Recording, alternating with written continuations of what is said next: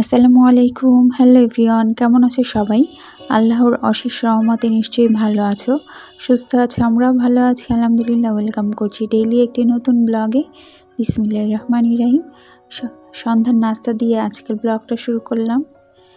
এই তো চা পাউরুটি খেয়ে নিয়েছি সন্ধ্যার নাস্তায়।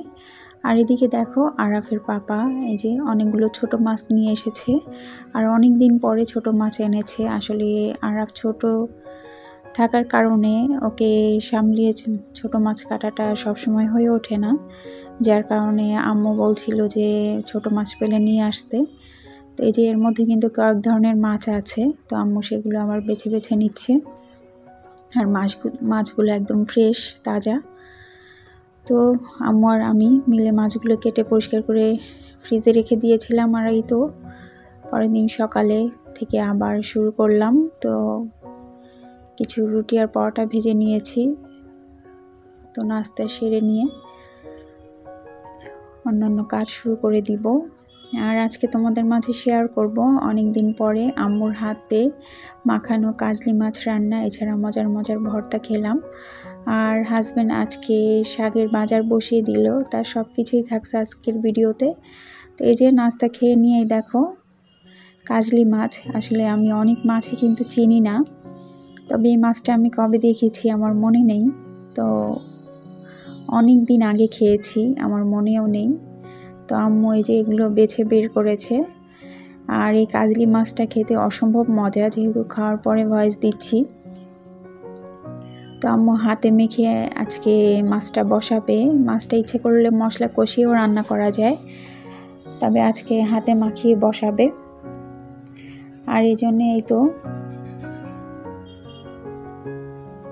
পেঁয়াজ, হলুদের গুঁড়ো, মরিচের গুঁড়ো, আর আমি এই তো লবণ, আদা রসুন, তেল এগুলো দিয়ে ভালো করে মাখিয়ে নিয়ে তারপর সাথে একটা আলু দিয়েছে, অল্প পরিমাণেই, বেশি আলু দেয়নি। আর আমি কিন্তু বিয়ের পরেই অনেক মাছ খেতে শিখেছি। আর যে মাছগুলোতে কাঁটা বেশি সেগুলো তো বিয়ের আগে খেতে চাইতাম না।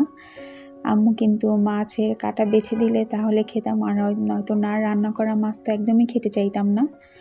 শুধু তেলে ভাজা মাছ খেতাম, তাও একদম মচমচা ভাজ। মাছটা মচমচা হতে হবে। কথাগুলো আসলে আটকে যাচ্ছে, ভালো লাগছে না। আম্মু যেহেতু গাড়িতে জার্নি করতে পারে না, লঞ্চে যাবে, তো কয়েকদিন যাবৎ লঞ্চ আসছে না। আর এমনিতেও একদিন পর পর লঞ্চ ছাড়ে বরগুনা থেকে ঢাকার উদ্দেশ্যে। আর এদিকে গতকাল রাত থেকে আমার ভাইয়ের ছেলে মেয়ে দুইটা অসুস্থ হয়ে পড়েছে, ওরাও ছোট।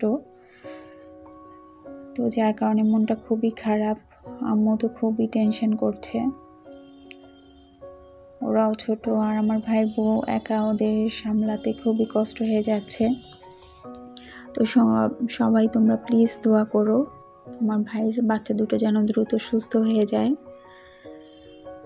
তো এইদিকে এই যে কাজলি মাছটা কিন্তু বসিয়ে দিয়েছে হাতে মেখে, দেখতে পেলে। আর এদিকে আরাফের জন্যে কবুতরের বাচ্চা এনেছিল, তো সেই কবুতরের মাংস দিয়ে আরাফের জন্য পেঁপে আর আলু দিয়ে রান্না করে নিচ্ছি।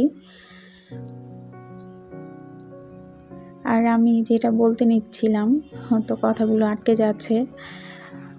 তো আমি অনেক মাছই কিন্তু এখনও আমি অনেক মাছের নাম জানি না।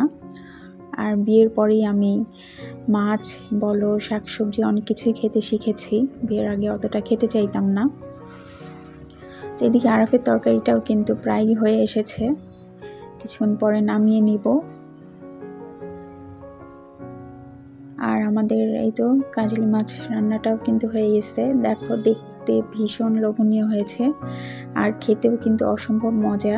তো আম্মু বলছিল এই কাজলি মাছটা কিন্তু খুবই মজা খেতে, সত্যিই খুবই ভালো লেগেছে খেতে। আর এদিকে দেখো এই যে আম্মু কাঁচকি শুটকি ভর্তা বানাবে, এছাড়া কাঁচামরিচ ভর্তা বানাবে। তো সব কিছু পেঁয়াজ রসুন মরিচ টেলে নিয়েছে ভর্তার জন্য। আর এদিকে দেখো আরাফ বালিশ রেখে সে ওয়ার্ডরোবের উপরে এই যে একটা বক্স ছিল নাড়ু, তিলের নাড়ু, এছাড়া তিল আর নারিকেল মিলানো এই যে অনেকটা পিঠার মতো গোল গোল, সেই বক্স সে বালিশের উপরে দাঁড়িয়ে তারপরে নামিয়েছে, খাবে না, তারপরে নিয়ে এই যে দুষ্টামি করবে। আম্মু আসার পথে নিয়ে এসেছিল। এই নাড়ু আরও বিভিন্ন ধরনের নাড়ু আছে, এগুলোর ব্যবসা করে আমার ভাই, ও চাকরি করে, তার পাশাপাশি এই ব্যবসা করে, দুইটা ফ্রেন্ড মিলে। তো এদিকে দেখো এই যে আম্মু কাঁচামরিচের ভর্তা আর কাচকি শুটকি ভর্তাটা বানিয়ে নিয়েছে, এছাড়াও টমেটো সালাদ করবে। তো এদিকে এই যে আরাফের পাপা দেখো ফেরার পথে শাক নিয়ে এসেছে, ও কিন্তু বেশি শাক আনে না, তো বলছিলাম শাক আনার কথা, এই জন্যে দেখো লাল শাক এনেছে, এই যে কলই শাক। আর এই শীতের মধ্যে কলই শাক ভাজিটা কিন্তু অসম্ভব মজা লাগে খেতে। তো এই প্রথমবারই কলই শাক নিয়ে এসেছে, আর গ্রাম থেকে আনিয়েছে কলই শাকটা। আর এই যে পুঁই শাক এনেছে, একসাথে 3 ধরনের শাক নিয়ে এসেছে, এছাড়াও কাঁচা টমেটো আর মিষ্টি কুমড়া এনেছে। তো যাই একসাথে 3 ধরনের শাক এনেছে, দেখে তো খুশি হয়েছি, তার চেয়ে বেশি খুশি হয়েছি কলই শাকটা দেখে। কলই শাক আরাফের পাপাও খুবই পছন্দ করে, এছাড়া আমারও খুবই ভালো লাগে। আর একদম কচি কচি ছিল কলই শাকগুলো। তো আমি যেভাবে ভাজি করি, আজকে আম্মু বললো এইভাবে না, এইভাবে আজকে ভাজি করো। তো আমি সব সময় একসাথে বসিয়ে দিতাম, তো আম্মু আজকে বলছে না একসাথে না, আগে একটু সিদ্ধ করে নাও, এই তো বেশি করে পেঁয়াজ কাঁচামরিচ লবণ দিয়ে একটু সিদ্ধ করে নিব। আর কলই শাক রান্না করতে কিন্তু বেশি সময় লাগে না, খুব তাড়াতাড়ি হয়ে যায়। তো এদিকে এই যে ভাজা শুকনো মরিচের গুঁড়োটাও দিয়ে দিচ্ছে, আর রান্নাটা কিন্তু আম্মুই করছে, সাথে সাথে আমি একটু সাহায্য করছিলাম। তো আজকে কিন্তু ভিডিও রিলেটেড ওইভাবে কোনো কথাই হয়নি।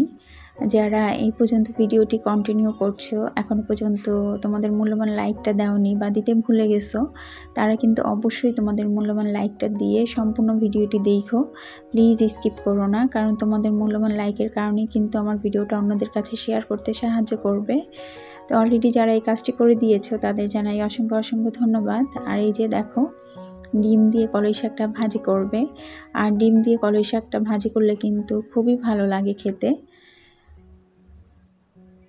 তো এই যে মাঝখানে দিয়ে চারপাশ থেকে একটু ঢেকে দিচ্ছে যেন ডিমটা কিছুটা সিদ্ধ হয়ে যায়। এখন এই যে দেখো ডিমটা ভালো করে শাকের সাথে মিশিয়ে নিবে।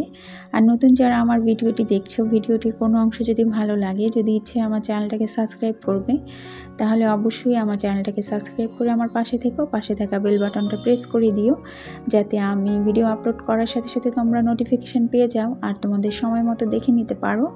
আর কলই শাক ভাজিতে কিন্তু রসুন দিতে হয় না। তো এই যে দেখো বেশি করে পেঁয়াজ আর কিছুটা শুকনো মরিচ, আবারও কিছুটা শুকনো মরিচ দিয়ে ভালো করে ভেজে নিয়ে এই তো শাকের সাথে ভালো করে মিশিয়ে নিয়েছি। আর রাতে এটা দিয়েই খেয়েছি খুব মজা করে। তো ভিডিওটি দেখার জন্য অসংখ্য ধন্যবাদ।